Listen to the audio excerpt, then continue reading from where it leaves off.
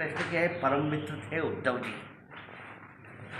सबने अपनी मित्रता का लाभ उठाया, चाहे वह सुदामा हो या अर्जुन हो, परंतु उद्धव जी मात्र एक ऐसे मित्र थे भगवान श्री कृष्ण के जो निस्वार्थ रहे और जीवन भर उन्होंने भगवान श्री कृष्ण से कुछ भी नहीं मांगा।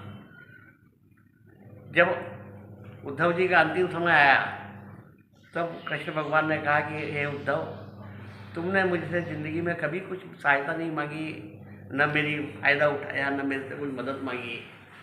तो उन्होंने कहा कि कृष्ण, मैं तुमसे निस्वार्थ प्रेम करता हूँ और जहाँ प्रेम होता है वहाँ किसी प्रकार का स्वार्थ नहीं होता है, इसलिए मैंने आपसे कुछ मांगा नहीं। तो क्या फिर भी तुमने कहा कि मेरे मन में बहुत सारी जिज्ञासाएँ हैं, बहुत सारे प्रश्न हैं जो अनुत्तरित है, और वो प्रश्न मेरे नहीं हैं, वो आम जनमानस के प्रश्न हैं। तो मैं आपसे वो प्रश्न कुछ पूछना चाहता हूँ, क्योंकि मुझे कुछ ऐसा अटपटा लग रहा है कि आप सर्वशक्तिमान हो, परमेश्वर हो, फिर आपने ऐसा सब कुछ क्यों किया जो कि प्रश्न चिन्ह बन गए आपकी लीलाएं। पांडवों ने और कौरवों ने जुआ खेला, तब आपने पांडवों के पक्ष में आप थे तो आपने पांडवों को हारने क्यों दिया? यहाँ तक कि युधिष्ठिर स्वयं को हार गए, अपने चारों भाइयों को हार गए, अपनी संपत्ति हार गए, अपनी पत्नी तक को हार गए, परंतु आपने उनकी कोई मदद नहीं की। तब कृष्ण ने कहा, जो भी कुछ कहा वह उद्धव गीता में लिखा हुआ है। एक गीता जो वो है श्रीमद् भगवत गीता, जो कुरुक्षेत्र के मैदान में भगवान श्री कृष्ण ने अर्जुन को सुनाई थी, और एक उद्धव गीता है जो भगवान श्री कृष्ण ने अपनी लीलाओं के सभी समीचीन उत्तर उद्धव को दिए हैं, वो उद्धव गीता में लिखे हुए हैं। तो उसमें श्री कृष्ण जी कहते हैं कि युधिष्ठिर अपने आप को बहुत युद्ध क्रीड़ा में चतुर समझते थे और उनको इस बात का अपने पर बहुत अभिमान था कि मेरे जैसा जुआरी कोई है नहीं, और वो मेरे से छुपा करके जुआ खेल रहे थे और मुझे कह दिया था कि आप आना मत वहाँ पे, और जब तक हम नहीं बुलाए तब तक आप वहाँ नहीं आओगे। और वह जीता जो विवेकवान था, और विवेकवान था दुर्योधन, क्योंकि उसको जुआ खेलना आता नहीं था।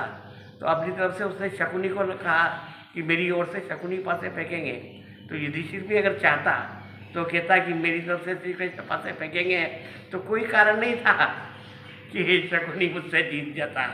मैं जैसा चाहता वैसा पासा पटक सकता था, परंतु उन्होंने मुझे मौका ही नहीं दिया, मुझे कहा ही नहीं, मुझे बुलाया ही नहीं।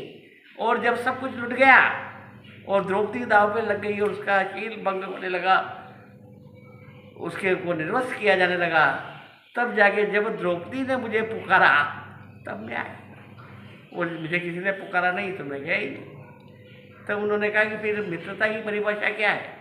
कि मित्रता की परिभाषा तो ये है कि जब भी अपना कोई मित्र संकट में हो तब उसकी सहायता करें। तो फिर आपने करी क्यों नहीं? तो कि उन्होंने मुझे बुलाया ही नहीं, इसलिए मैं, तो क्या हम बुलाएंगे तभी आप आओगे? तो देखो, मैं हर मनुष्य के साथ में साक्षी के रूप में उपस्थित रहता हूँ, और वो जो कुछ भी काम करता है उसके प्रारब्ध के अनुसार, और वो करता रहता है, उसके बंधन को मानता रहता है, खोलता रहता है, परंतु कभी उसने ये नहीं सोचा कि मैं साक्षी रूप से, जैसे कृष्णा काल सच कहा गया है कि वो मेरे पास में खड़े हैं, मेरे हर कार्य को देख रहे हैं, और मैं जो कुछ भी कर रहा हूँ उसके वो साक्षी है, वो इस बात को भूल जाता है। अगर वो ये मान के चले कि कृष्ण मेरे साथ में पास में ही खड़े हैं, तो फिर मुझे बुलाने की जरूरत ही क्या है?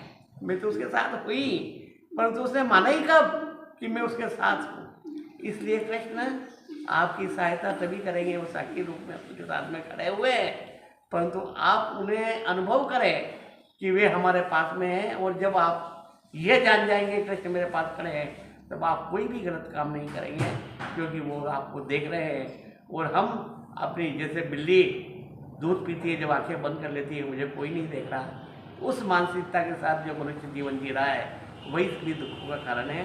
इसलिए कृष्ण को हमेशा अपने पास में खड़ा देखते हैं, तो आपकी दुर्गति वह नहीं हुई जो उस समय पांडवों